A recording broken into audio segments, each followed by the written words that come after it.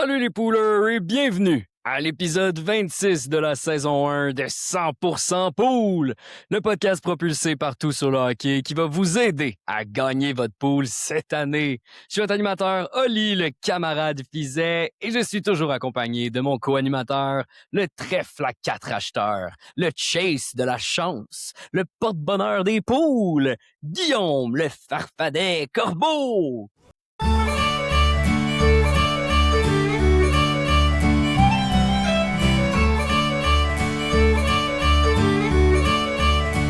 Corbeau, comment ça va?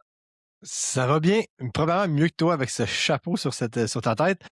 Wow, félicitations, bonne Saint-Patrick. C'est aujourd'hui, évidemment, à date d'enregistrement. Vous allez sûrement nous écouter peut-être un petit peu plus tard, mais quand même. Oli arbore un chapeau de farfadet, je suppose. De fou du roi, un peu. Ouais, c'est pas tellement... on va mettre la bonne vieille casquette de Peaky Blinders de bord. You don't fuck with the Peaky Blinders. Parce qu'on va parler de quelques vétérans aujourd'hui. Épisode qui n'est pas spécial. On revient un peu à nos épisodes normaux. Ça achève.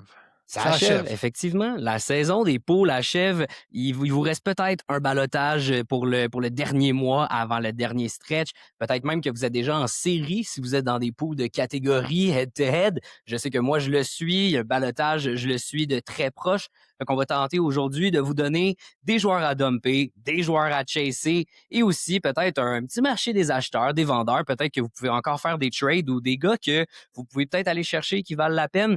Fait qu'on va vous donner des petits conseils pour bien terminer votre pool cette année. Mais avant tout, Guillaume, je voulais juste dire un gros merci à tout le monde, à tous les auditeurs, tous les poolers. On a explosé sur les réseaux sociaux de notre dernière clip sur Logan Mailloux. Écoute, presque 12 000 vues là, sur TikTok. J'en passe sur les autres plateformes. Fait que si vous voulez nous écouter, voir nos takes, vous les commentez pour dire que ça n'a pas d'allure ce qu'on dit ou au contraire, vous êtes d'accord avec ce qu'on dit puis vous voulez un peu plus de conseils. 50-50 sur Logan Mailloux en passant. 50-50 qui dit que c'est un peu exagéré de dire qu'il est impressionnant puis un autre 50% qui était bien. Écoute, c'est intéressant d'avoir un gars qui est un défenseur qui coûte 1 million-ish, avoir des chiffres impressionnants comme Mailloux a. Puis ça fait quand même quelques jours là, que j'en entends un peu plus parler dans les médias plus traditionnels. Oui, c'est vrai. C'est un sujet qui revient. BPM Sport qui a repris même les quelques statistiques après qu'on l'ait sorti. Écoute, content de voir que ça a eu peut-être une incidence, mais qu'en général, ça montre que c'était un joueur quand même polarisant, Logan Mailloux. Faut le comprendre dans son contexte. Écoutez le balado sur Spotify, 100% Pool. Allez nous suivre sur les médias sociaux, allez nous faire un follow, un like, ça nous aide vraiment beaucoup, puis ça nous motive aussi à continuer pour l'année prochaine à 100 Pool Podcast. Instagram, TikTok, YouTube. On essaie aussi de le mettre sur Facebook, sur notre groupe. Donc, on va être encore plus présent sur les réseaux sociaux, même pendant l'été. On vous a concocté quelques contenus qu'on va bien aimer faire. Peut-être des petits quiz, des petits jeux que vous allez pouvoir jouer avec nous. Puis, on a déjà préparé même l'année prochaine. Fait que allez nous suivre pour pouvoir gagner votre pool, même l'année prochaine. Mais cette année, maintenant, l'épisode d'aujourd'hui, avant de commencer le dump and chase de la semaine, Guillaume, je me suis dit, on pourrait se faire un petit warm-up, puis c'est à propos des Canadiens de Montréal. I see that you're a Montreal Canadiens fan. Ben oui, écoute, on reste quand même des fans du Canadien. Il y a quand même un marché. Il y a un joueur qui vient de revenir dans le giron des Canadiens, puis c'est Jacob Fowler, le gardien de but. Je voulais parler de lui aujourd'hui et peut-être de Jakub Dobeš un tout petit peu, puis Samuel Montembeault, évidemment, par défaut. Mais est-ce que Jacob Fowler, pour toi, devient vraiment pertinent pour un pool de hockey, malgré le fait qu'il va peut-être séparer des games avec Dobeš?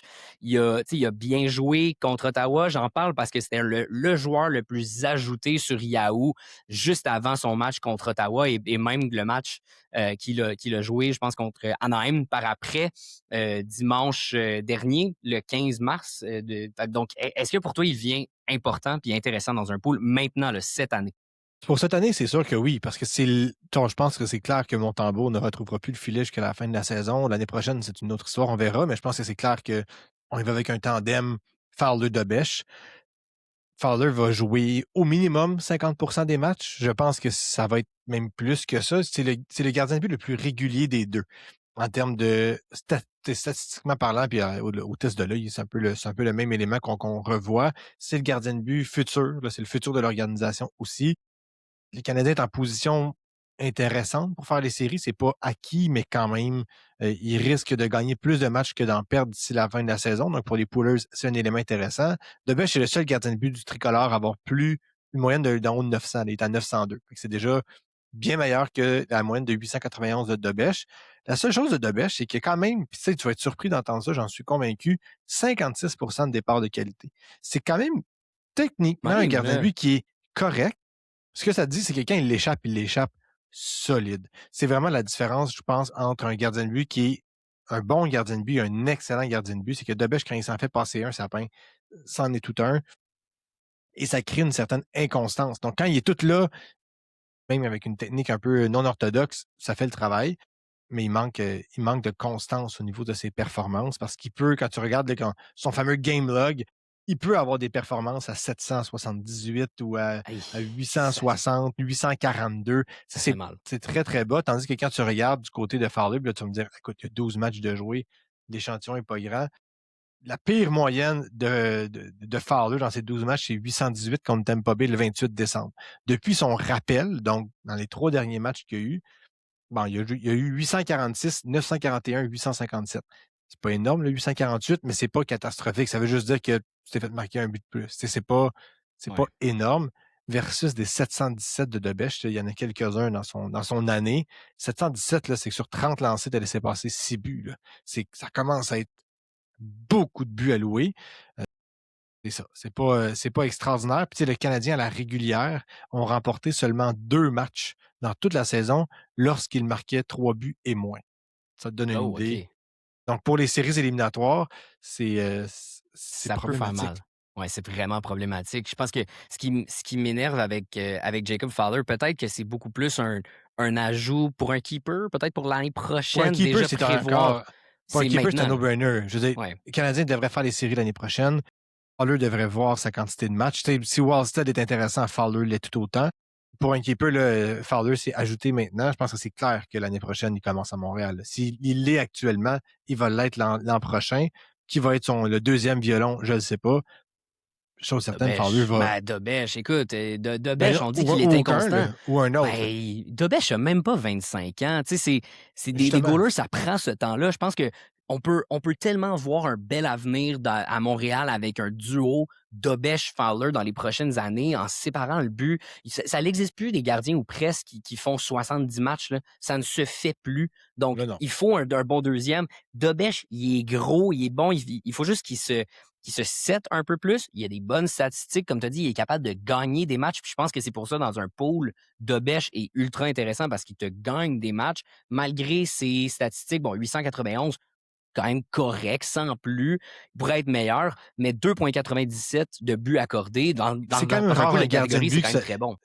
c'est rare un gardien de but qui a une moyenne de 890 avec presque 60% de C'est départ vrai. de qualité. C'est Donc, vrai. l'écart est grand. Tu vas me dire, oui, il est jeune, mais pool-wise, au-delà du partisan, d'un point de vue pool, Fowler, c'est un ajout Fa- immédiat Ben, pour la fin de la ben, saison, pour les séries. Parce que je sais qu'il y en a qui ont des pools de séries et pour l'année prochaine. C'est un no-brainer de l'avoir dans son équipe. Il a 21 ans. C'est sûr qu'il va être éventuellement dominant. Et si jamais il n'est pas numéro 1 clair l'année prochaine, il va quand même aller chercher la moitié des matchs du Canadien. Le Canadien devrait gagner la moitié de ces matchs-là. Fait que, il va au moins, mettons qu'on y va avec une règle de 3 traits de base, là, aller chercher une vingtaine de victoires, 23 victoires peut-être, 21, 22, 23 victoires. C'est un petit peu ça à quoi on peut s'attendre d'un gardien de but numéro 1A ou 1B. Là. On n'est pas très très loin du compte. Fait que, pour répondre à ta question de warm-up, c'est un ajout immédiat avec un potentiel d'une haute valeur ajoutée. Jacob Fowler, le prochain Messi des Canadiens de Montréal. Non, quand même. Stop Sauveur. Sans Sauveur. Va falloir faire attention, mais c'est vrai que. Écoute, c'est la Saint-Patrick. Fallait bien que j'aille dans une thématique un peu plus sainte cette semaine. Donc, voilà. Fin de ce petit warm-up. Il est un peu Passons. green, Fowler, par exemple. Is this a joke? Is this a joke? Je sais pas si t'as pas. Ouh. Mais bon. Et sur ce jeu de mots, passons au dump and chase. Premier dump de la semaine. Écoute, ça vient un peu en même temps que les échanges, que notre épisode de date limite des échanges. 2 joueurs qu'on va commencer, 2 défenseurs, 2 jeunes défenseurs qui on vous l'avait dit, allait sûrement subir les contre-coups d'une grosse acquisition à la défense. On va commencer avec, du côté de Détroit, des Red Wings, The Detroit Red Wings will be playing the Park County Pee Wee Hockey Team. avec Axel Sandin Pellikka, qui, lui, clairement victime de l'arrivée de Justin Falk.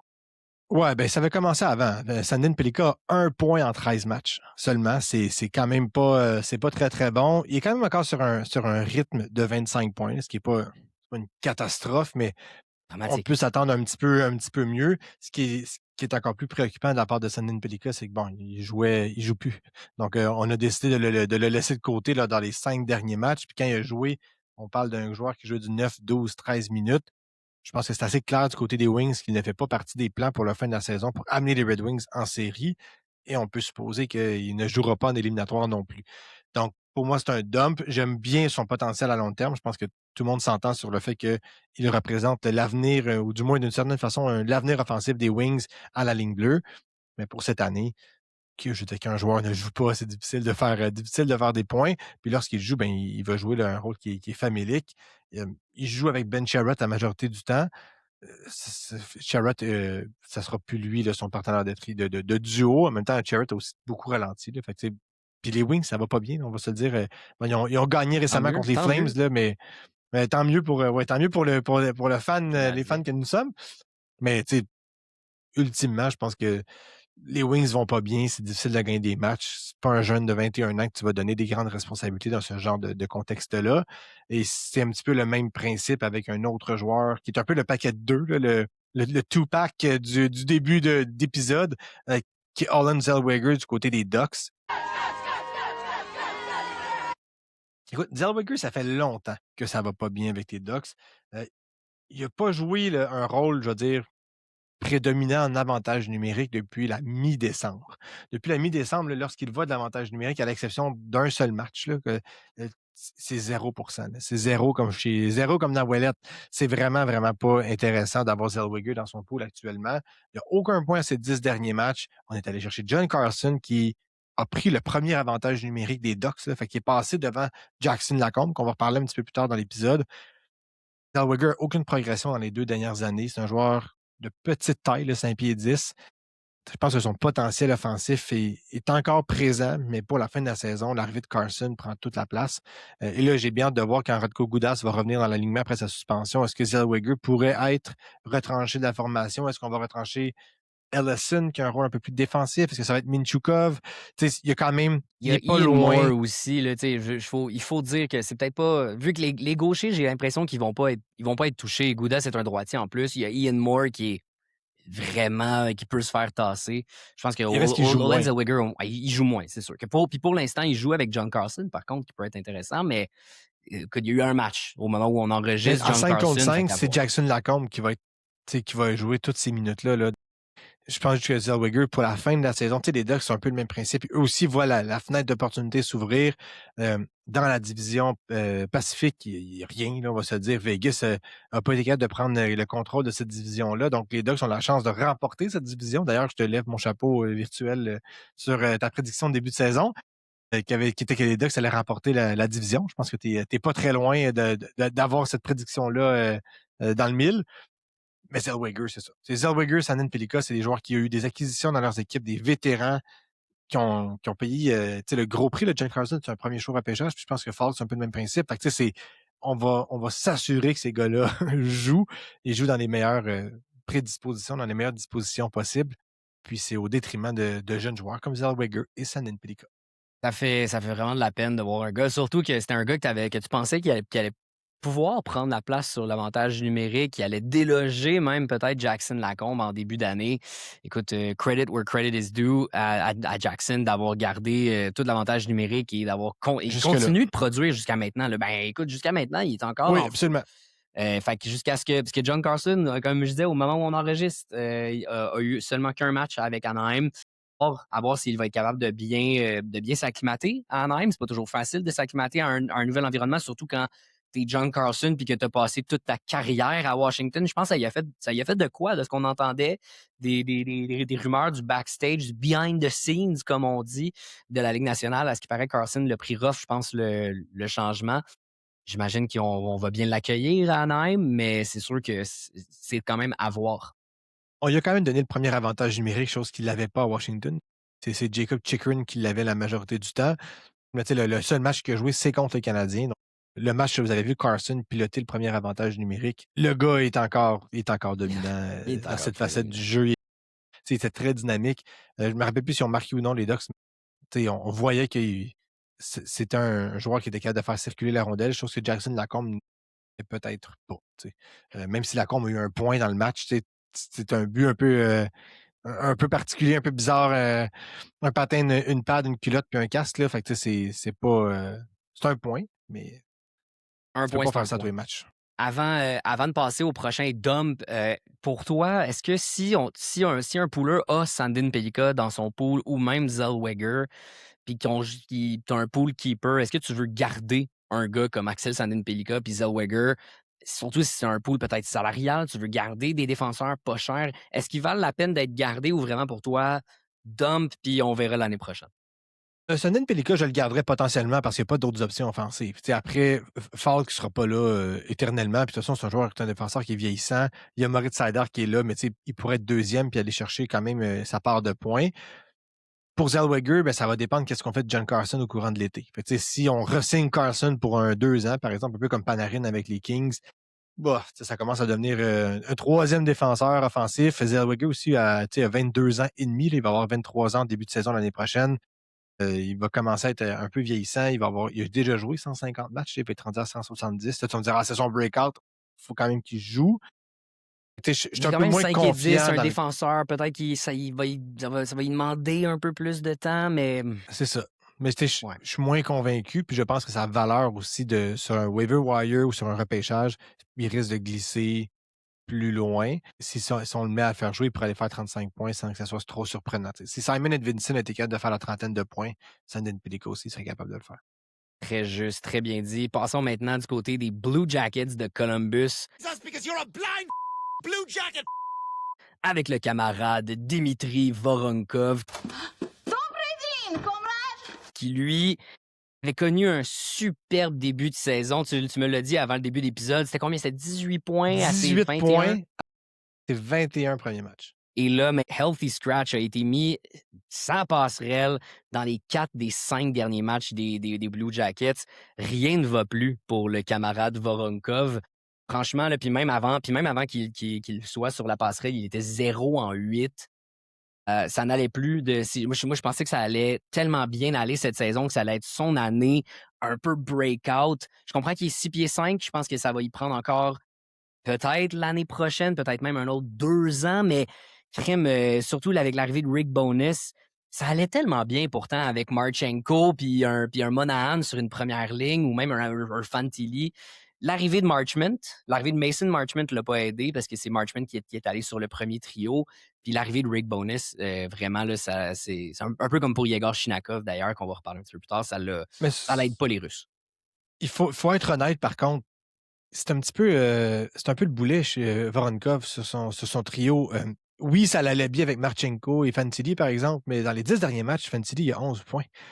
Il est meilleur lorsqu'il n'est pas avec Voronkov. Donc, est-ce que, oui, ça allait bien, mais est-ce que ça pouvait être mieux? Mais assurément, la preuve, c'est que les Jackets se mettent à gagner. Voronkov a 14 points à ses 31 derniers matchs. Il y en a 5 à ses 21 derniers matchs. Il joue dans sa vingtaine de dernières parties, là, dernière vingtaine, derniers 20 matchs, il joue en moyenne du 10 minutes 30, 11 minutes. C'est devenu un joueur de quatrième trio. C'est un dump assurément. Puis là, tu te dis, ça va peut-être encore prendre 2 ans. Je veux juste dire que dans 2 ans, il va avoir 28 ans. Peut-être qu'il n'est pas aussi bon qu'on le pense, Voronkov. Ou peut-être que c'est un joueur plus de troisième, quatrième trio qui va devoir adapter son style un peu à la Josh Anderson. C'est un peu ce genre de joueur-là qui a frôlé la trentaine de buts, mais finalement, c'est pas, tu pensais que c'était ça que c'était, puis c'était pas ça que c'était. Ou Je troisième pense que trio, puis Voronkov. qui peut te dépanner sur un deuxième, sinon. là. Exact. Ouais. Exact. C'est pas impossible. Dans la perspective où est-ce que là, il est rendu à avoir joué 210 matchs en Ligue nationale. L'année dernière, il a fait un rythme de 52 points. C'est son plafond, peut-être. C'est peut-être ça. Puis là, tu vas me dire, il a commencé l'année en feu. Tu as absolument raison, mais il n'a jamais donné plus que 16 minutes de temps de jeu par match. Il a juste 3 points d'avantage numérique durant cette séquence-là. il y avait probablement un peu de chance dans ses 9 buts. Là, quand même, il a marqué 9 buts en 21 matchs, 9 buts sur 45 lancés. C'est quand même une moyenne de pas loin de 25% là, de pourcentage de tir. Trop élevé. Un peu de chance. Là, on lui enlève les opportunités. Il n'y a aucune chance pour lui de se reprendre. C'est dommage pour les propriétaires de Voronkov, mais je pense que c'est le temps. Il n'y a même plus de valeur d'échange. Je pense que c'est vraiment le temps de le dumper puis de le laisser mourir sur le waiver wire. Comme on a dit, justement, si en plus vous êtes en séries éliminatoires puis que si vous êtes dans head-to-head, vous pouvez vous permettre d'aller chercher des joueurs un peu n'importe quand. Vraiment, le dumper Voronkov, il y a des meilleurs joueurs. Connor Garland, à la limite, est un meilleur ajout, lui, qui a commencé tout feu, tout flamme en arrivant avec Columbus. Il y a des meilleurs joueurs, il y a des meilleures solutions sur le waiver wire que Kirill Marchenko, que Dimitri Ça, lui est bon, Voronkov. Lui est bon, par exemple. Ça, je suis content. Moi, je suis allé le chercher cette année. Autre dump, le dernier dump de la semaine du côté, puis ça me fait mal. Ça me fait mal. Du côté des Oilers d'Edmonton. Which means you hate the Edmonton Oilers. Je vais être curieux de t'entendre un petit peu plus sur le pourquoi tu l'as mis dans les dumps cette semaine, Guillaume. Jake Wallman, le défenseur qui, lui, arrivait évidemment de San Jose, qui avait connu les playoffs de l'année dernière avec les Oilers, qui avait bien joué, que toi et moi, on voyait vraiment gros cette année. On pensait qu'il allait prendre la place. Il a commencé blessé en début d'année. Il revenait pas vraiment. Moi, je l'avais gardé sur mon IR, sur mon Injury Reserve, parce que j'avais une place pour pouvoir le faire. Même quand il est revenu, il a comme scoré quelques buts. Il a très bien commencé. Et là, petit à petit, il a commencé à décliner. Il faut dire que les Oilers aussi, Draisaitl, on le sait, s'est blessé dans le match contre les Flames, je crois, si je ne m'abuse. Ça va aller de moins en moins bien. Puis je pense que tu disais qu'il jouait de moins en moins de minutes en ce moment. Puis c'est ça qui te fait peur. Les 2 éléments qui me font peur, c'est que c'est un joueur qui a fait beaucoup de matchs de 2 points ou de 3 points. Donc, dans la première séquence, parce qu'il il a été blessé, il a commencé. Son premier match était le 21 octobre, donc la saison a commencé depuis un bon 2-3 semaines quand il a commencé à faire son premier match. Il a joué un mois, là, donc jusqu'au. Bon, on va enlever le match du 20 novembre parce qu'il a joué 10 minutes à cause de sa blessure, mais il a joué quand même juste un mois durant cette séquence-là. Et il y a 4 matchs de multipoints. Là. Donc, il y a 5 matchs dans cette quinzaine de matchs-là qui a fait des points, mais là-dedans, il y en a 4 qui a fait plus de 2 points. Là. 2, 2, 2 et 3. Dans le fond, quand il joue et qu'il fait des points, il en fait beaucoup. Clairement, c'est l'effet McDavid Draisaitl. Mais quand ça ne marche pas, il accumule pas de points. Il est revenu au jeu le 13 janvier. Puis depuis, il a joué tous les matchs des Oilers jusqu'à aujourd'hui, incluant il y a la pause olympique, mais quand même, c'est pas fameux. Il n'y a pas de points à ses 7 derniers matchs. C'est un joueur qui jouait environ 20-21 minutes en moyenne, là, ish, si on fait une règle un peu globale. Dans les 5-6 derniers matchs, là, son temps de glace a toujours descendu en bas de la vingtaine de minutes, même qu'on est à 16 minutes 23 lors du dernier match. Ça commence à être plus du temps de glace d'un défenseur 5 et 6 qu'un défenseur 4, par exemple, un 3-4. Et les points ne sont pas au rendez-vous. Il tire encore au filet. Tu peux essayer de l'échanger. Là. Je trouve juste que il n'y a peut-être pas une grande valeur d'échange. Mais je commence à être inquiet pour Jake Wallman à ce niveau-là. C'est un gars qui est vraiment dépendant du temps de glace qu'on va lui donner.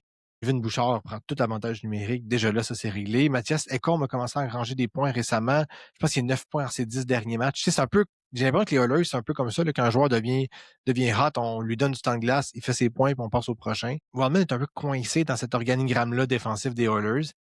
Tu vas me dire que son gros salaire commence l'année prochaine, son 7 millions, si ma mémoire est bonne. Fait il est pas, c'est pas le dump le plus franc de l'histoire. En même temps, j'ai de la misère à voir comment est-ce que ce gars-là peut faire 45 points, peut continuer. L'année dernière, avec les Oilers et les Sharks, son rythme a fini à 50 points. Je pense pas qu'il va repasser proche de faire ça. Je pense que le 35, 40 va être au mieux là, ce qu'il va pas nous donner si, avec un peu de chance. C'est Une surtout petite passe s'il secondaire joue. sur les buts de McDavid. Là.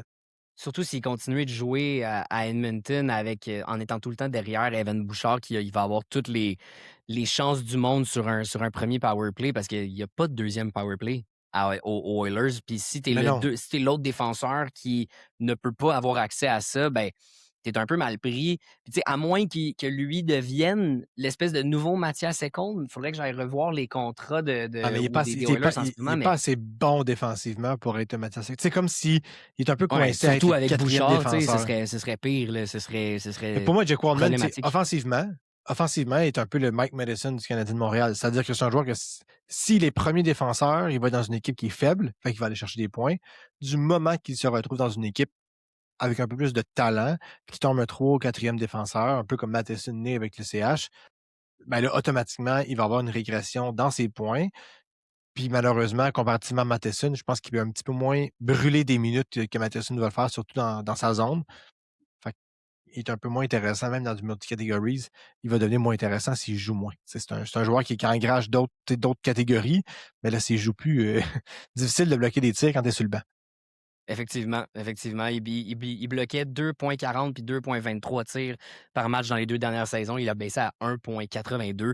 Ça a l'air minime, mais sur une saison complète où, quand lui est blessé, évidemment, il devient plus pertinent dans un pool de hockey. Fait que je suis désolé que dans les dumps, aujourd'hui, tu as un camarade, P. Wallman, que tu aimes beaucoup. Je suis désolé, mais. Et des jeunes défenseurs. J'ai aussi Axel Sandin-Pellikka dans mon pool.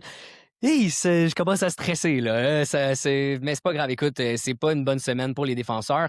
Mais je dis ça. Passons maintenant au chase de la semaine avec le premier joueur, ton préféré, ta perle, que tu crois, que tu vois si gros, Ryan Ufko, du côté de Je le vois quand même pas si gros que ça, là. Faut pas capoter non plus. Calm down. Je le vois comme une deuxième option chez les Preds. C'est un joueur qui a actuellement 3 points en 5 matchs. Il vient d'être rappelé. Il a pris un peu la place de feu, mon ex-amour, Nick Blankenberg, qui est un dump à plein cœur, là, maintenant rendu 7e défenseur avec l'Avalanche. Mais c'est un joueur qui va prendre le deuxième avantage numérique du côté des Preds. J'ai quand même certains doutes dans la santé de Romagnosi sur le long terme. C'est un joueur qui est vieillissant, qui a été blessé à plusieurs reprises. Je me dis, hey, Ryan Ufko, c'est une recrue, là, donc il a joué 6 matchs dans la Ligue. On s'entend qu'il a joué un match l'année dernière, en fait, il y a 2 ans, l'année passée. Fait que, tu sais, il est encore une verte recrue. Est-ce qu'il va avoir la chance de continuer à piloter l'avantage numérique? Probablement dans l'année prochaine. Si Josi est blessé pendant une dizaine de matchs, c'est lui qui va être la première option. Fait que j'aime bien ce genre de défenseur-là. Il n'a même pas encore 23 ans. C'est un petit défenseur. C'est un gars de 6 pieds, mais un poids plume, là, 174 livres. C'est un choix de 4e ronde. Fait qu'on l'a pas vraiment vu sortir. On lui sort un peu de nulle part. Des bonnes saisons dans la Ligue, dans la NCAA du côté des États-Unis. C'est pas, comment je dirais ça, c'est un peu une carte cachée dans un pool assez profond. Là, si vous avez des farming clubs, on est toujours à la recherche de défenseurs qui peuvent nous faire des points. Je pense que c'est un gars qui peut aller chercher sa part de points au courant d'une saison complète, surtout l'année prochaine, dans une équipe qui est jeune et qui va miser sur la jeunesse. Les Prédateurs n'ont pas beaucoup de défenseurs non plus, de jeunes défenseurs là, qui pourraient prendre la place. On n'est pas quand même bien nantis à l'attaque avec des Brady Martin, Matthew Wood, Luke Evangelista. Mais défensivement, c'est mince et Romagnosi vieillit. Fait que pour moi, Ryan Ufko, c'est une belle addition pour maintenant parce qu'il est quand même dans l'alignement. Il joue pas beaucoup de minutes, mais il joue des minutes en avantage numérique. Fait que peut-être qu'il fallait chercher un point ici et là, mais faut pas avoir des attentes démesurées non plus. Je vais ramener un petit segment qu'on aimait beaucoup, que moi j'aimais beaucoup de début d'année. Soutenable ou insoutenable pour toi, Ryan Ufko? Parce que quand je regarde ça, il est quand même à 33% de tirs réussis. Il est à 100% de passes secondaires. J'aime beaucoup. Il a fait un highlight reel, comme on dit, là, un but tout feu, tout fleur. Il était vraiment incroyable. Mais pour toi, tu penses que ça vaut quand même la peine de peut-être petite carte cachée fin de saison ou même peut-être l'année prochaine, malgré tout? Les deux, absolument. Mais tu sais, dans la Ligue américaine, cette année, il y a 44 points en 50 matchs. Fait que c'est loin d'être comme pour un défenseur, il y a 11 buts. Il y a quand même plusieurs poules que les buts de défenseurs valent 2 points. C'est quand même assez fréquent. Je trouve qu'il est intéressant. Pour cette année, c'est un risque à prendre. Est-ce que j'aime mieux Ufko ou Wallman? J'aime mieux Ufko juste parce que la possibilité que Josi se blesse est plus grande que la possibilité que Wallman prenne le premier avantage numérique. J'aime juste cette possibilité-là. Puis c'est un gars qui joue dans une équipe qui n'a absolument rien à perdre, qui va vouloir lui donner du temps de glace pour qu'il se fasse voir. Donc, j'aime cette possibilité-là. Ça ne sera pas un sauveur, ça ne va pas régler tous les problèmes d'un pool, mais il y a tellement de défenseurs qui sont appelés actuellement. Je prendrais une chance. Puis au pire aller, j'ai pris une chance avec un jeune qui peut me rapporter quelque chose plus qu'un vétéran qui ne me rapporte rien.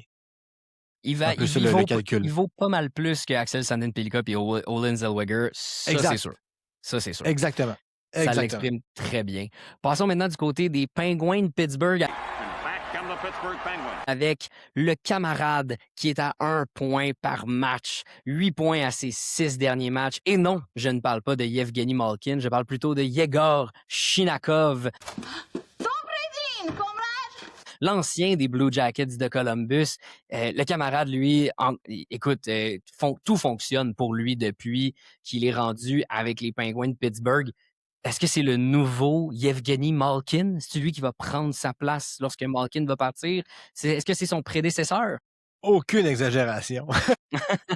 Ah, écoute, Shinakov a 25 ans, il faut pas en revenir, mais il est 22 en 29 avec les Pingouins. Pour cette année, Shinakov, c'est un no-brainer. Il joue à toutes les sauces. Tu sais, les Pingouins ont rossé d'ailleurs l'Avalanche du Colorado 7-2, si ma mémoire est bonne, le 16 mars dernier. Qu'est-ce qui se passe avec les Pingouins? Tout ça avec Crosby blessé, hein, j'aimerais le dire. Ils forment un excellent trio avec Tommy Novak et Malkin. Ils tirent, ils ont fait ensemble, ils ont tiré 101 fois sur les gardiens adverses, puis en ont reçu 77. Fait que c'est quand même un excellent ratio de tir. En termes de but, c'est 13-9, ce qui est excellent aussi. Ils jouent sur le deuxième avantage numérique, mais là, ils jouent un petit peu sur le premier aussi, là, avec l'absence de Crosby. Shinakov engrange des points quand même à une vitesse folle. Il faut faire attention à son pourcentage de lancer. C'est le seul élément qui me tracasse un petit peu avec Shinakov actuellement. C'est qu'il y a quand même 10 buts en 63 lancés depuis qu'il est avec les Pingouins. Ça me fatigue un peu en termes de pourcentage. C'est un peu élevé. Après ça, est-ce que c'est stratosphérique? Non. Fait que je pense que Shinakov peut continuer à produire à un rythme plus qu'intéressant. Et là, on est rendu à lui donner, dans les 6 derniers matchs, on lui a donné 19 minutes de temps de glace, 4 minutes 35 d'avantage numérique par match. Puis en avantage numérique, chez les Pingouins, là, tu as Crosby qui est absent, mais tu as quand même Malkin, tu as Brian Rust, tu as Raquel, tu as Eric Carlson à la défense. Ça, c'est quand même pas si pire que ça. Et tout le monde chez les Pingouins va bien actuellement. Raquel a recommencé à produire. Anthony Manta aussi est en feu actuellement. Rust va super bien. Fait, je pense que tous les joueurs des Pingouins en ce moment, c'est une bonne acquisition. Je pense juste que Shinakov, dans son point par match global sur une saison, il roule à 0.48.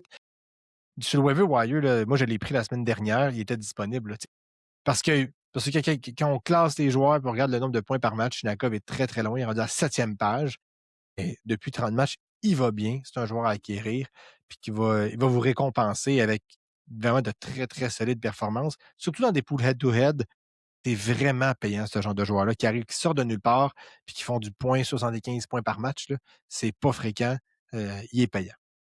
Oui, effectivement. Écoute, pour l'exemple parfait, il a joué 29 matchs cette saison avec Columbus et il vient d'en jouer 29 avec Pittsburgh. Il était 6 en 29 avec Columbus. Il est 22 en 29 avec les Pingouins, un rythme de 62 points s'il continuait comme ça, s'il continue avec son rythme des Pingouins de Pittsburgh.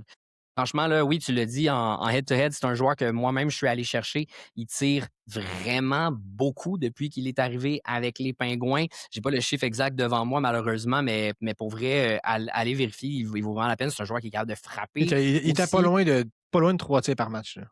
Ah, c'est ça. Non. Puis tu m'avais dit une statistique, juste pour le fun, quand on jouait au hockey ensemble, là, tu disais que c'était un des joueurs qui tirait le plus, je pense, par 60 minutes depuis son acquisition, dans les premiers matchs du moins, lorsqu'il a été acquis par les Pingouins. À ce moment-là, j'ai pas revérifié depuis, mais dans ses 10 premiers matchs avec les Pingouins, il se situait dans le top 5 des joueurs qui tiraient le plus par tranche de 60 minutes. Derrière, Nathan McKinnon, Cutter Gauthier. Donc, tu sais, rien de moins. La question qui tue avec Shinakov, c'est est-ce que dans un keeper, il est encore pertinent l'année prochaine? Puis ça, ça reste à prouver parce est-ce qu'il profite des derniers 1000 de Evgeny Malkin, de Crosby, de Carson, ou est-ce qu'il est capable de générer cette attaque-là par lui-même?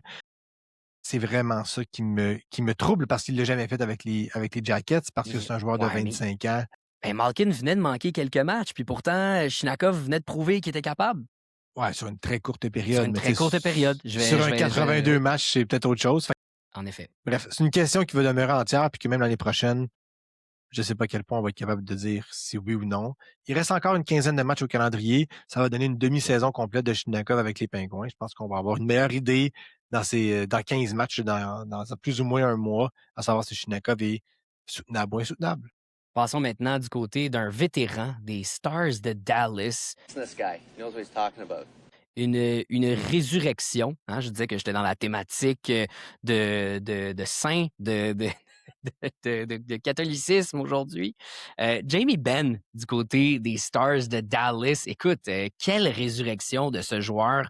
On avait parlé un peu de Michael Bunting qui arrivait d'une profondeur du côté des Stars. Je pense que j'ai vu une statistique que les Stars, dans leur dernier match, sont comme 14-0-1. C'est-tu moi ou j'ai vu comme qu'ils sont vraiment Ah, tout j'ai feu, tout pas. flamme en ce moment. Ça se peut? En tout cas, ils sont 8-1-1 du moins dans leurs 10 derniers matchs. Sinon la meilleure équipe de la Ligue en ce moment. Peut-être les Sabres de Buffalo. D'ailleurs, tu m'as donné mes fleurs pour les Ducks d'Anaheim. Je vais te donner tes fleurs pour les Sabres de Buffalo qui vont non seulement faire les séries, ils sont premiers maudits dans la division Atlantique avec 88 points au moment où on enregistre. Donc, chapeau à toi aussi. Chapeau bien bas. Mais du côté des Stars. J'avais prévu, j'avais quand même fait. Ma prédiction était que les Sabres allaient faire les séries. Fait que je suis quand même content de. Mais là, j'avais pas prévu premier de la division. C'était là un peu intense. Pour revenir à Jamie Benn, il profite en fait de l'absence. 4 points en 4 derniers matchs, by the way, Jamie Benn. Oui, il profite de l'absence de Roope Hintz, de Mikko Rantanen, de Tyler Seguin depuis quand même assez longtemps, même de Radek Faksa à la limite, là, qui aurait pu jouer un peu sur le top 6.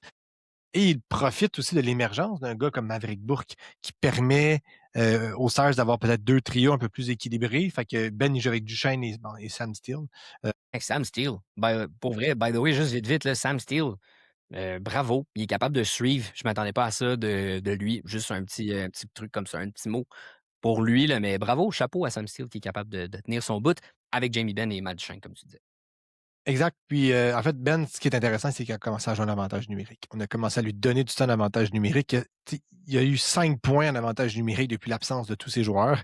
C'est les seuls 5 points qu'il y a eu dans l'année. Il n'a pas joué dans les je veux dire, il a été absent là, dans le premier quart de la saison, mais il n'y avait pas de points. Il jouait plus ou moins une minute par match, puis c'était pas fameux. Là. Dans les 5 derniers matchs, il y a 4 points. Tu as dit qu'il était 4 en 4, il est 4 en 5, en fait. Il a joué 4 minutes 20 d'avantage numérique. Son temps de glace a augmenté à quasiment 15 minutes 30 par match. C'est pas beaucoup, 15-30, mais pour Jamie Benn, qui en jouait 12 puis 10 depuis le début de l'année, c'est beaucoup. Fait qu'il y a vraiment une émergence de la part de Ben. L'attaque des Stars est dévastatrice. Même sans Hintz, même sans Rantanen, je veux dire, tu as toujours sur la glace soit Thomas Charley ou soit Miro Heiskanen pour distribuer la rondelle. On a Matt Duchesne qui a fait lui aussi un highlight reel en termes de but, quelle séquence, un spinorama. Je pense que les Stars ont une profondeur incroyable. Puis si Maverick Bourque continue à jouer de cette façon-là, ça va permettre à Ben de continuer à jouer sur l'avantage numérique avec des joueurs offensifs. Puis il va continuer à produire jusqu'au retour, évidemment, de Rantanen et ou Hintz, le premier qui revient. Là, à ce moment-là, il va peut-être être un dump à ce moment-là. Mais pour le moment, prenez-les. Enjoy the ride. Puis dès qu'il est plus sur l'avantage numérique, vous pourrez le laisser aller. D'ailleurs, Jamie Benn sur Yahoo, du moins, si vous êtes en head-to-head de pool de catégorie, il est centre, left wing et right wing, ce qui est quand même vraiment très, très aidant dans un pool, surtout si vous devez bouger vos joueurs. Il y a des joueurs qui sont seulement en centre ou quoi que ce soit, puis vous avez beaucoup de restrictions comme ça. Ça aide énormément d'avoir un joueur comme lui qui peut jouer à toutes les positions. Ça me fait la seule chose avec Jamie Benn. J'aime le fait qu'en plus, il est capable de frapper. Catégorie-wise, ça aide beaucoup. Mais il lance vraiment moins. Ça me fait un peu peur quand même. Là, je suis d'accord avec toi que, oui, il a plus de temps de jeu et tout ça. Il tire à 1,38 fois par match, 1,4, là, whatever, fois par match. Et il est à 22% de réussite sur ses tirs. C'est vraiment élevé pour un gars qui joue moins, là, qui tire moins. Là. C'est pas soutenable.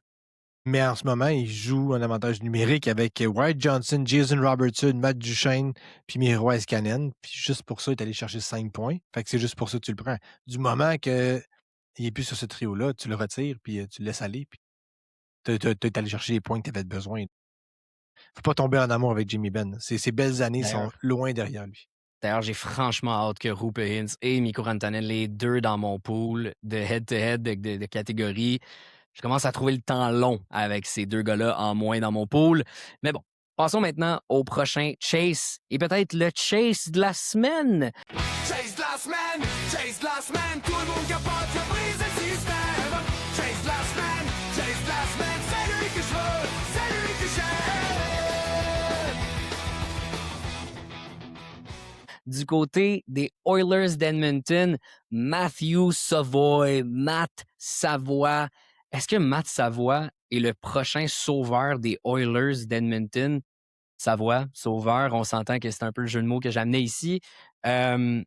Écoute, je sais pas si c'est le prochain sauveur, mais honnêtement, ils ont besoin de profondeur en attaque. Et Matthew Savoie, écoute, si tu en doutais en début d'année, parce que tu doutes toujours des recrues, il commence à bien performer, puis c'est lui vraiment la recrue. On hésitait entre lui et Howard. C'est lui là, qui a pris la place toute la saison et même surtout maintenant chez les Oilers. Il joue un peu plus. On l'a laissé un avantage numérique. Tu sa voix. Pour la petite histoire, là, c'est un gars qui a en ce moment un rythme de 33 points. Là. Fait que c'est pas un sauveur pour répondre à la première question. Par contre, ce que j'aime de sa voix, c'est qu'il joue avec Draisaitl. Draisaitl a été blessé, mais il joue avec un joueur de talent. Il joue avec Paul Colzin aussi, qui est un train. Donc, on l'a mis dans une disposition où est-ce que sa petite taille n'est peut-être moins un enjeu. Draisaitl n'est pas un petit joueur non plus. Donc, est-ce qu'il fit mieux avec Draisaitl, Paul Colzin qu'avec McDavid, Hyman, Nugent Hopkins, peut-être? Sa production est quand même en hausse. Là. Dans le premier quart de la saison, il y avait 30 points dans un 42 matchs. Là, il est rendu à 14 en 26. On s'entend, c'est pas exceptionnel, c'est pas extraordinaire, mais ça s'en vient, la tangente, elle va du bon côté. Dans les 5 derniers matchs, son temps de glace a augmenté. Il est rendu à du 15 minutes 30 par match.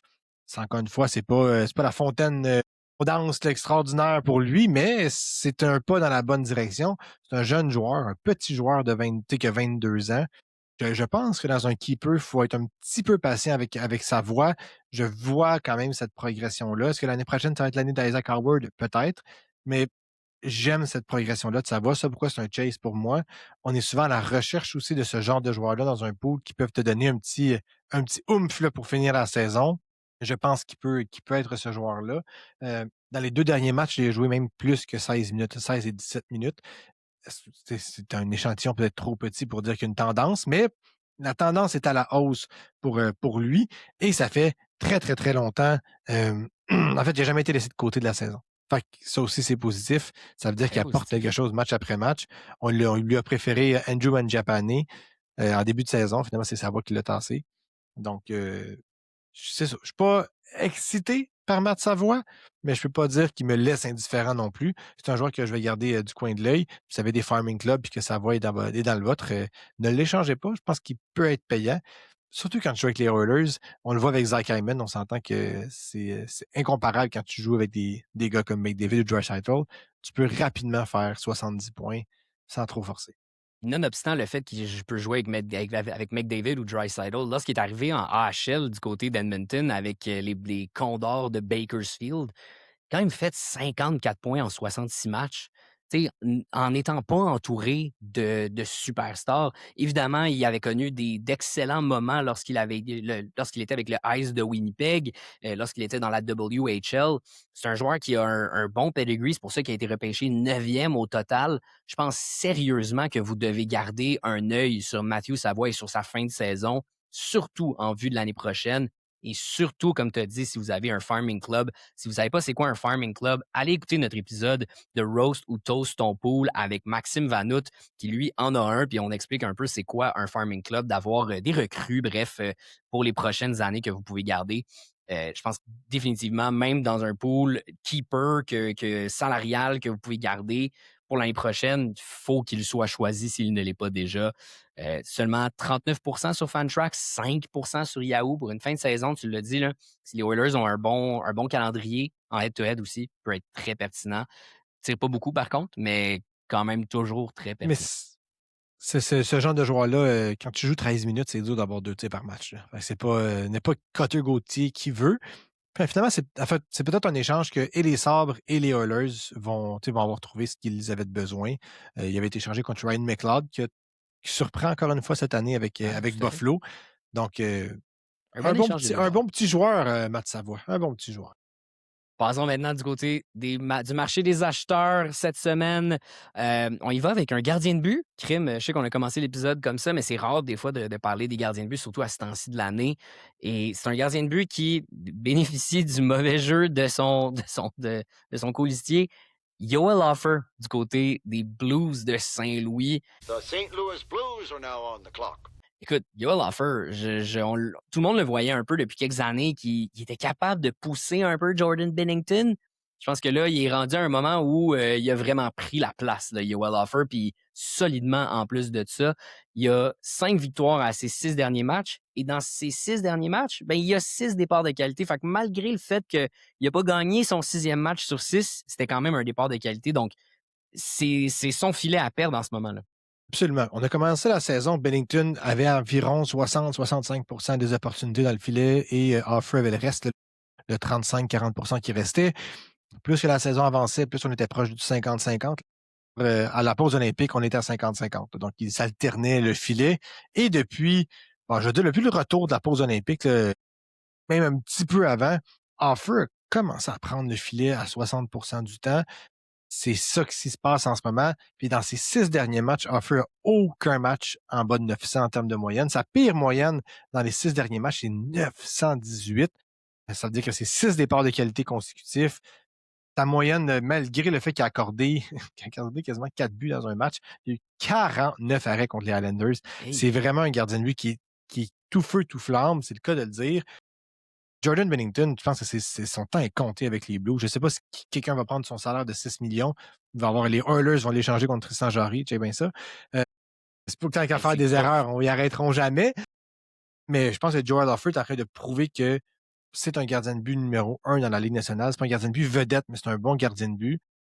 Je vois pas comment il va perdre son filet à moins qu'il se mette à jouer vraiment de façon catastrophique, mais c'est pas Jordan Bennington qui est meilleur.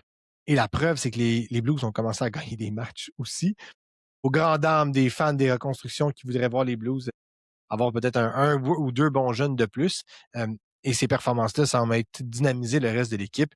On a vu là, certains joueurs, la Dylan Holloway, qu'on va reparler aussi, exploser en termes de points. Donc, pour moi, Joel Offer, c'est un très, très, très bon joueur, gardien de but à aller chercher actuellement. Il peut même être possiblement là, dans un waiver wire.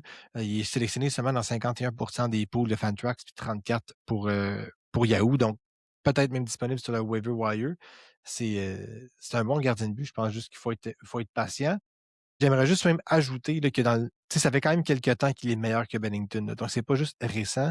Dans le deuxième quart de la saison, il y avait une moyenne d'efficacité de 927 puis une moyenne de but alloué de 207. 2,07, pardon.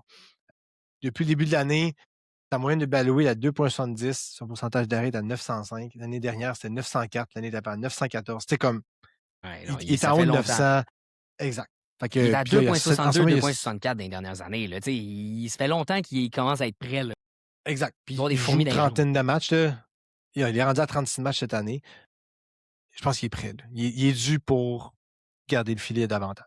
Ben, on l'a dit peut-être toute l'année, le fait que ce qui retenait le plus les Blues, c'est le fait qu'ils accordaient tellement de buts. Oui, leur défensive, c'est peut-être pas Logan Mayo qui va les aider là-dedans, on ne sait pas, mais comme dans le sens où c'est ce qui les retenait le plus. Yoel Offer, Yoel, peu importe. Offer, le Canadien, qui va peut-être prendre la place de Jordan Bennington aussi sur l'équipe Canada dans les prochaines années. On ne sait pas. Jordan Bennington commence à être vieux. Mais dans le sens où, tu sais, quand je regarde dans leurs 10 derniers matchs, les Blues en ce moment, ils sont quelque chose comme 7-2-1. Ouais, 7-2-1 dans leurs 10 derniers matchs. Crime, c'est juste ça qui leur manquait, dans le fond. Puis effectivement, on va parler tout de suite du prochain joueur à aller acheter, Dylan Holloway. On vous en a parlé toute la saison, on vous en a parlé surtout au début de saison parce qu'on pensait qu'il allait connaître une saison monstre, 70, peut-être même un point par match. On s'est un peu trompé. Effectivement, écoute, ça arrive, c'est des choses qui arrivent. Peut-être comme ton Neil Pionk, qu'un de mes amis me rappelle tout le temps que tu, que tu nous as conseillé puis qui a raté un peu. Mais depuis sa blessure, qu'il l'a quand même un peu hypothéqué, depuis qu'il est revenu, 9 points à ses 7 derniers matchs. Jimmy Snuggerud joue super bien aussi. Robert Thomas aussi. Fait que Dylan Holloway, vraiment, là, si vous pouvez aller le chercher parce qu'il y a des DG qui n'ont peut-être pas regardé leur patente depuis leur dernier match parce que Dylan Holloway les a fait perdre cette année, ben, décrochez le téléphone, allez leur dire s'ils voudraient l'échanger puis essayer qu'ils ne remarquent pas qu'il était bon dans les 7-8 derniers matchs. Ça date de plus que les 7-8 derniers matchs. C'est ça qu'il y a vraiment eu un mauvais premier quart de saison. Il y a eu 9 points en 21 matchs. Et là, on a commencé à paniquer, à dire qu'est-ce qui se passe avec Dylan Holloway. l'ensemble des Blues de Saint-Louis était catastrophique et Halloween, il faisait partie, il faisait un dommage collatéral. Mais dans ses 21 derniers matchs, Holloway a 18 points, ce qui lui donnerait un rythme de 72 points sur une saison complète, qui était pas mal ce qu'on lui prédisait en début de saison, un 65-70 points pour Dylan Holloway. Et c'est son rythme depuis les 21 derniers matchs. Donc, depuis, il a joué seulement 42 matchs cette année, là. Fait que sa saison est vraiment en deux temps. La première moitié et la deuxième moitié pour lui. Et dans la deuxième moitié, il joue du gros hockey. Il tire au filet. C'est ce qu'il ne faisait pas tant en début d'année. C'est un joueur qui tire environ 2 fois par match en début de saison, là, au premier quart. Et dans le deuxième quart, il frôle le 3 tirs par match et même un peu plus par moment. C'est énorme à quel point Dylan Holloway a commencé à tirer au filet. Et par hasard, par tout hasard, il commence à faire des points. Ah ben, gueudon. La corrélation est directe. Ceux qui ont des keepers qui l'ont, comme moi je l'ai dans un keeper, la décision est difficile à savoir si tu le gardes ou si tu le gardes pas, là, dépendant des places de disponibles et quel joueur que tu as de disponible. Par hasard aussi, il vient de jouer son 210e match. Il a commencé à produire à son 190e, puis il est rendu à son 210e. C'est un gars de 24 ans. Probablement que sa production moyenne, ça va être un 70-75 points. C'est ça qui joue en ce moment. Les Blues ont repris un peu un certain air d'aller aussi. Ça va aider. À part Jordan Kyrou chez les Blues, là, tout le monde a commencé à produire. Donc, c'est un pensez-y bien, mais quand tu regardes ses statistiques, là, Holloway tire plus que l'année passée. Il frappe sensiblement à un meilleur rythme encore, là, ça se ressemble. Il joue plus d'avantages numériques, plus de tout. Les points sont juste pas venus, mais il y a un peu de chance là-dedans aussi. Là, j'essaie d'épargner cette stats-là, mais son PDO, là, donc son indice de chance, est un peu bas. Il aurait fallu un poteau de moins ou une passe secondaire de plus, puis ça aurait été un peu différent. Fait, Ah non, franchement, c'est un gros bail. Là. Oh oui, c'est un gros bail, vraiment. Là. Depuis sa blessure qu'il l'a hypothéqué, comme je disais, là, d'environ de la mi-décembre, le 12 décembre, puis qu'il n'a pas rejoué après ça jusqu'au 18 janvier, et après ça, n'a pas rejoué jusqu'à la pause olympique. Depuis le retour de la pause olympique, il est 13-10. Je sais que tu dis que ça peut être un 70, soit un 70-75, pourrait même être un 80, puis ça ne me surprendrait pas l'année prochaine. Définitivement, Holloway à aller chercher. Yoel Offer aussi. C'est le moment d'aller chercher des joueurs dans des équipes qui performent moins bien. C'est exactement ça avec ces deux joueurs-là du côté des Blues de Saint-Louis. Prochain joueur à aller acheter, c'est un joueur qui, lui, va un petit peu moins bien. Écoute, Fraser Minten du côté des Bruins de Boston. I hate the Boston Bruins. Ça va vraiment pas bien de son bord. On vous avait parlé de lui lorsqu'il avait eu une résurgence. On disait, wow, OK, là, il vient de prendre un petit peu plus de place du côté des Bruins. On y faisait plus de place aussi. Il y avait eu des blessés et tout. Mais depuis ce temps-là, il a baissé. Puis pour toi, c'est comme un bon moment là, pour aller le chercher malgré tout. Ben, il y a 1 point en 13 matchs. C'est quand même... C'est pas juste baissé. Là.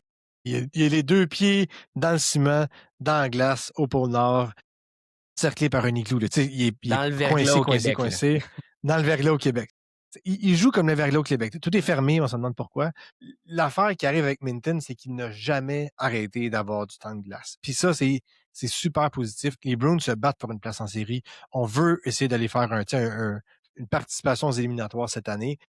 Il continue à lancer au filet, il continue à jouer beaucoup. Dans les 2 derniers matchs des Bruins qui ont joué contre les Devils et les Caps, donc 2 équipes prenables, il a joué 18 minutes 13 et 18 minutes 36. C'est énorme pour un jeune joueur, pour une recrue.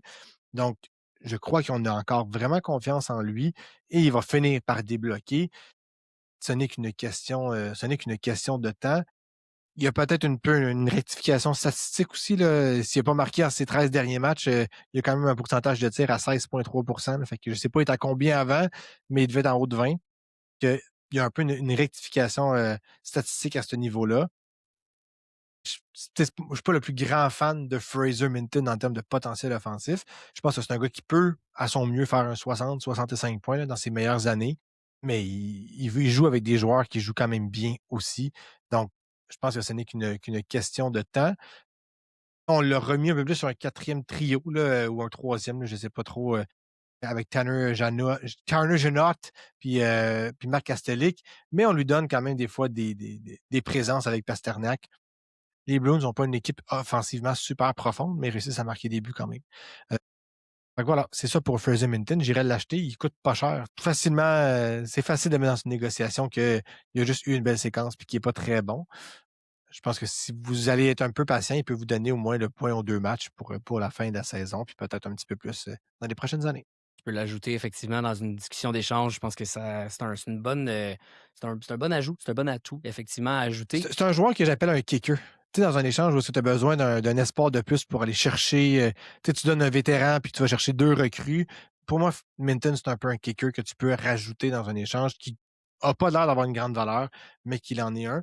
Il me fait penser un peu à un genre de Dylan Strome de l'époque, là, tu sais, où est-ce que tu dis, rajoute-moi un jeune qui ne performe pas, puis on va espérer que ça donne de quoi, puis finalement, mais ça te donne quelque chose de peut-être pas aussi bon que Dylan Strome, là, mais que ça te donne des points supplémentaires dans l'avenir.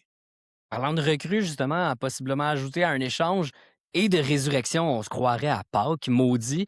Sam Rinzel du côté des Blackhawks de Chicago, Likes Chicago Blackhawks, kickboxing, the movie Die Hard, and beer. qui lui est revenu après avoir été retourné en AHL. Ce n'est pas nécessairement une super séquence d'1 point par match.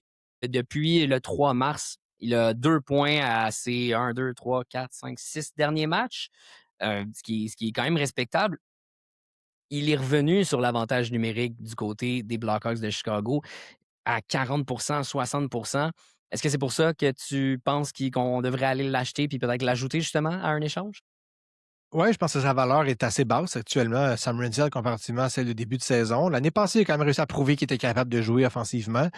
L'échange de Connor Murphy aussi ouvre une place sur le flanc droit des Hawks, donc Rinzel en profite. Son temps de glace est en augmentation aussi. Là, il a joué du 23, du 22 minutes, donc je pense qu'on lui donne la chance de se faire valoir. Et je pense qu'il fait vraiment mieux qu'en début de saison aussi. Et oui, absolument. Artem Lashunov, on a vu son maximum de capacité en avantage numérique. Rinzel, au contraire, je pense qu'il y a un plus gros plafond et il continue à tirer quand même beaucoup pour un défenseur. Il avait un peu moins en début d'année, là, mais si on prend ses 10 derniers matchs, il a quand même 23 lancés. C'est une moyenne de 2,3 par match. C'est quand même très, très bon pour un défenseur, particulièrement un défenseur recru, mais c'est excellent. En ce moment, son rythme est à 26 points. Tu vas me dire, ben, c'est pas extraordinaire. Non, mais c'est un peu mieux que Sandin Pelika de 1.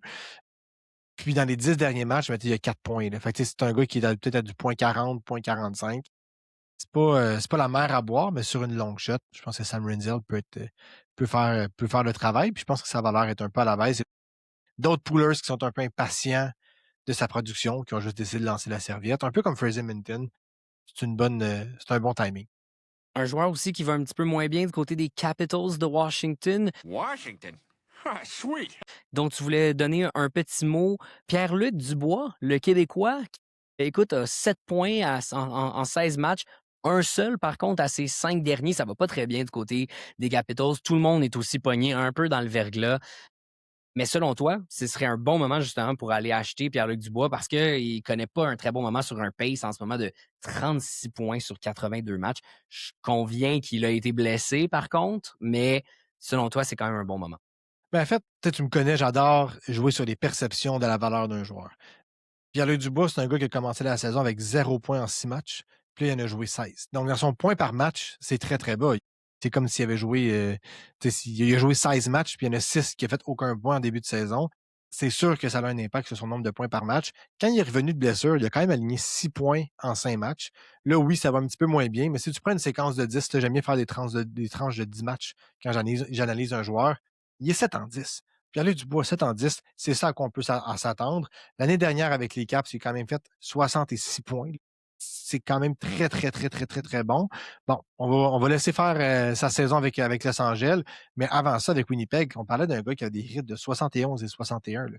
Fait que, dans ses 4 dernières saisons, il a démontré qu'il était capable de produire. C'est pas un vieux joueur, Pierre-Luc Dubois, il a 27 ans. Là. Fait qu'il est loin d'être vieux, il est à son prime. C'est pas un gars qui a un point par match, mais c'est probablement un gars de une soixantaine de points par match. Et actuellement, bon, comme tu le dis, il est perçu comme s'il en faisait juste 35-40. C'est temps d'aller le chercher. Bon, tu un keeper, pas keeper, ça dépend de vos types de pool. Mais pour finir la saison, je vois mal comment il peut ne pas engranger quand même une certaine part de points. Surtout que là, ça va pas super bien. Il fera pas un point en 10 matchs. Là, c'est pas ce genre de joueur-là. il joue en avantage numérique. Il y a encore Jacob Chikrin sur l'avantage numérique. Là, il y a encore Ovechkin qui est là. Il va être capable de marquer une fois ou deux. Les Caps ne sont peut-être pas une puissance comme l'année dernière, mais ne sont quand même pas non plus une risée de la Ligue. Mais l'arrivée de Cole Hudson va peut-être changer aussi la dynamique dans cette équipe. J'aime bien Dubois pour aller acheter en ce moment. Je pense que son prix est super bas. Il y a tellement eu de bruit autour de Dubois, particulièrement à Montréal. C'est comme si on est un peu allergique à ce joueur-là. Mais pool-wise, là, pour un pool de hockey, un gars de 60 points, c'est très bon. Je m'excite parce que Victor Arvidsson en fait 55 et je l'ai vraiment excité parce que Dubois va m'en donner 60. Je le toucherais pas si c'était un pool de salaire, par contre, un petit pool salarial, Non, mais effectivement, c'est quand même intéressant d'un pool de points seulement pour Pierre-Luc Dubois et les Capitals de Washington.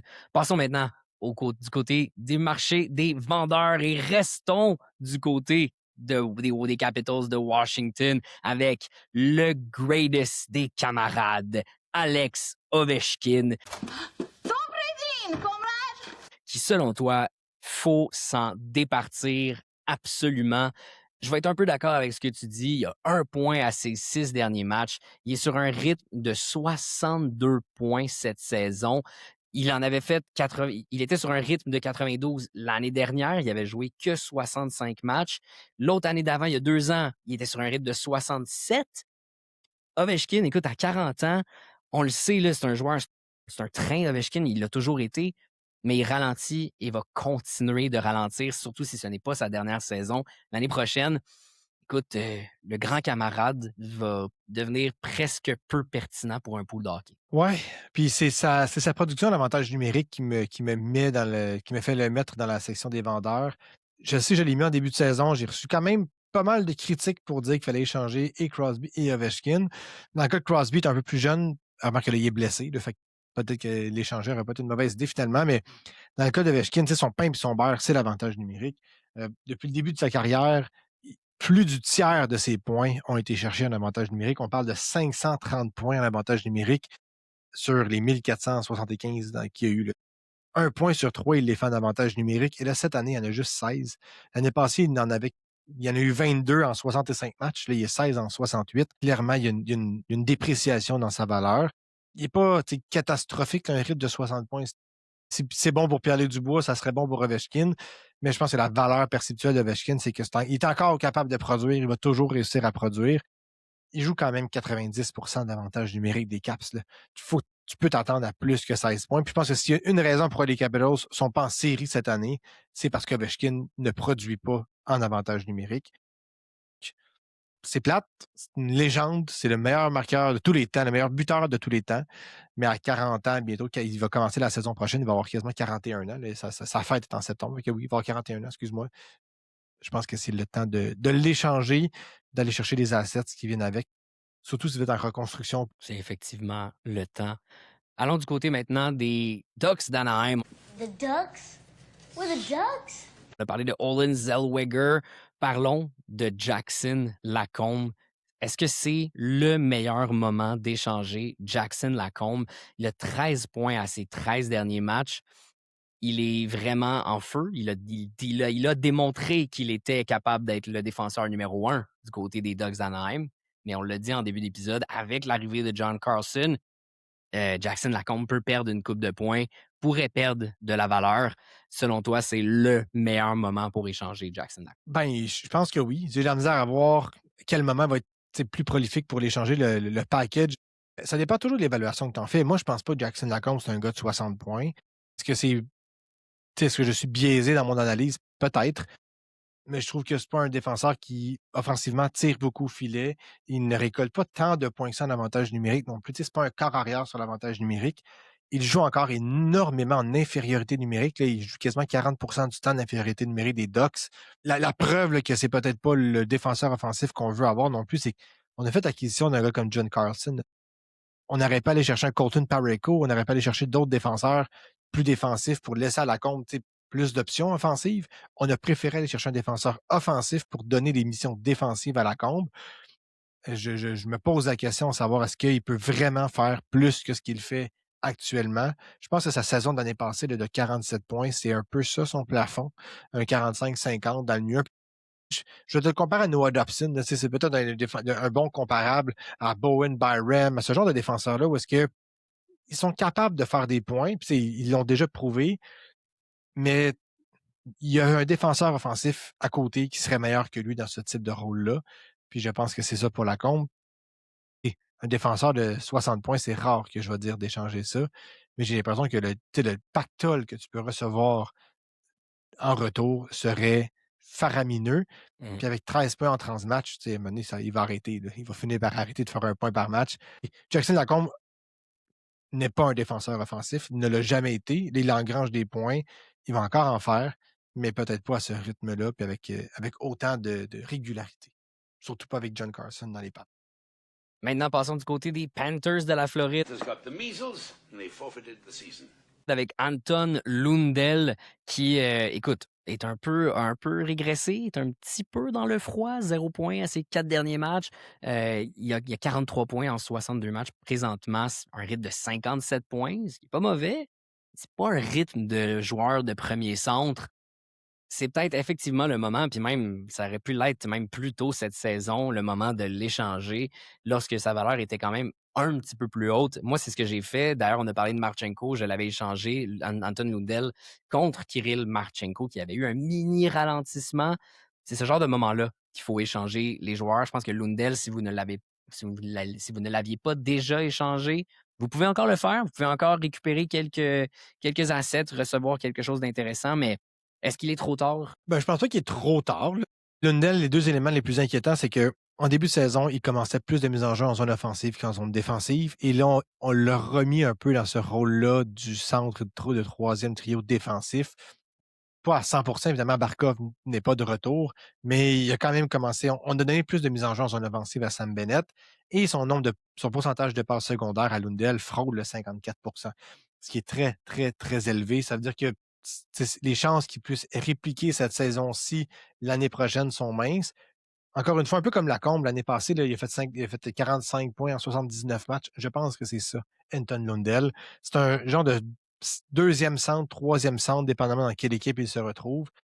C'est un gars qui, malgré tout le temps de jeu qu'il a eu cette année, n'a pas été capable de passer à la vitesse supérieure, d'aller chercher les 70 points. J'aurais aimé ça. J'y croyais en début de saison. Il était super bien parti d'ailleurs pour aller faire ces points-là. Il y avait 31 points en 41 matchs, donc il allait faire le 60. Et là, il y a un ralentissement qui est quand même assez marqué. Là, il y a 12 points à ses 21 derniers matchs. Son temps de glace n'a pas vraiment diminué là, par faute d'autres options. Mais on s'entend que du moment que Barkov arrive, c'est Lundell qui descend dans l'alignement. C'est pas Sam Bennett qui va perdre vraiment ce rôle-là. Donc, pour moi, Lundell, même dans un keeper, je pense que j'essaierai de l'échanger. Puis à 24 ans, mais c'est quand même un jeune joueur. Les valeurs des jeunes joueurs sont toujours dopés aux stéroïdes. Du moment qu'un gars arrive à 28 ans, il est rendu vieux. Là, fait à 24 ans, peut-être attendre de voir si jamais il peut faire quelques points de plus, avoir une mini-séquence. Il joue quand même avec Matthew Tkachuk. Écoute, il arrive tard, mais le Daily Reminder, le Daily Face-Off, il joue première ligne en ce moment avec Matthew Tkachuk et Eetu Luostarinen. Il joue aussi sur un premier avantage numérique avec Matthew Tkachuk. C'est ça, là. Donc, Luostarinen, Lundell, c'était le troisième trio des Panthers l'année passée. C'est ça. Oui, il joue sur un premier trio, mais avec... mais dans le Tkachuk, là, mais... dans le sens qu'il joue avec Tkachuk, justement, s'il peut essayer d'aller engranger quelques points, 2-3 matchs là, où il y a un point par match, écoute, décrochez. Puis si vous pouvez faire des échanges encore dans votre pool, tout de suite, allez décrocher le téléphone, puis shippez-le ailleurs. Je suis 100% d'accord avec toi. Autrement, dernier joueur maintenant de cet épisode, le gardien de but, Scott Wedgwood du côté de l'Avalanche du Colorado. The Colorado Avalanche.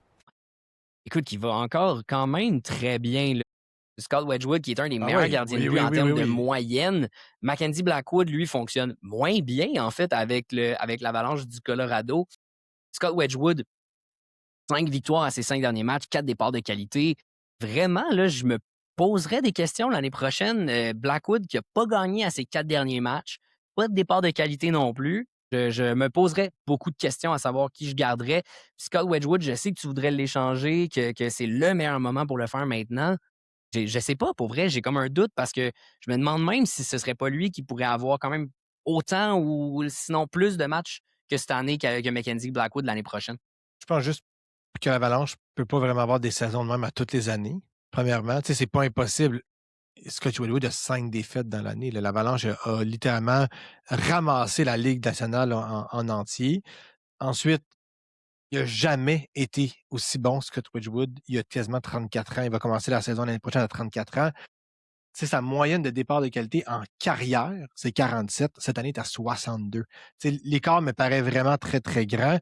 Même s'il a une bonne saison et qu'il fait du 56-57, ben c'est quand même quelques défaites probablement supplémentaires. Je pense juste que sa valeur est au maximum. Je pense que ses performances actuelles sont juste insoutenables sur une super longue période. C'est pourquoi je l'échangerais. Après ça veut-tu dire que le garder est un mauvais choix? Absolument pas. Mais il joue pas tant que ça non plus. Blackwood, c'est lui qui a le gros contrat, puis il joue pas si mal que ça, le Mackenzie Blackwood, on s'entend, c'est pas le pire gardien de but de la Ligue, c'est pas Tristan Jarry ou Jordan Bennington. Fait qu'on va lui redonner la chance de jouer. Fait que, dans le meilleur des cas, le Wedgwood va faire 50-50 avec Blackwood. Fait que les deux bois, les deux bûcherons vont se splitter le travail en deux. Est-ce que Wedgwood peut faire mieux que cette année en termes de statistiques? Je pense que non. Fait qu'il va y avoir une régression qui est annoncée. Si vous êtes capable d'aller chercher un gardien de but ou un autre joueur qui vous donne l'équivalent de ce que Wedgwood va donner d'ici la fin de la saison, moi, je l'échangerais. Surtout que les gardiens de but dans des fins de saison, quand c'est serré, ça peut valoir tellement cher. C'est ça. Fait que c'est tout. Puis, Wedgwood, je veux juste rajouter un élément. Là. On n'en a pas parlé tantôt avec Dobesch, mais Dobesch, depuis le début de la saison, a 8 matchs volés. Donc, il y a 8 steals depuis le début de l'année là, sur l'entièreté, sur les 30 quelques matchs qu'il a joués. Donc, ça veut dire un match sur 4 qui vole. C'est un peu le ratio qu'il va avoir. Wedgwood, il y en a 5. 5 en 37. La preuve qu'il joue dans une bonne équipe, c'est qu'il ne vole pas beaucoup de matchs. Il n'y a pas besoin de le faire. Il n'y a pas besoin de le faire, exactement. Mais du moment que l'Avalanche joue un peu moins bien, que Wedgwood peut avoir les mêmes stats, la réponse est non. Fait que c'est juste connect the dots, comme qu'ils disent. J'ai la misère à voir comment il peut faire mieux que ça. Fait que je l'échangerais.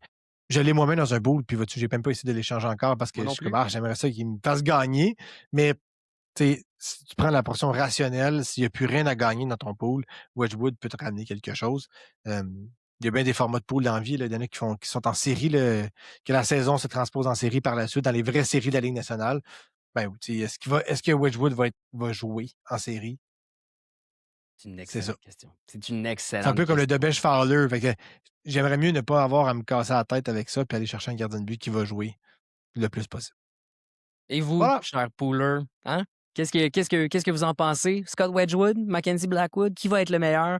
Est-ce que vous avez des questions pour nous pour savoir comment gagner votre pool cette année? Allez nous écrire en commentaire sur à 100 Pool Podcast, Instagram, TikTok, YouTube, Facebook aussi. Écrivez-nous en DM, ça va nous faire plaisir de vous répondre. Si vous avez des échanges, si vous avez du balotage, vous hésitez entre des joueurs, vous voulez notre opinion, allez nous écrire, allez follow aussi, ça nous fait toujours plaisir de voir notre chiffre grossir et on espère sincèrement que vous allez gagner votre pool de hockey cette année. Salut, merci Guillaume, salut les poolers.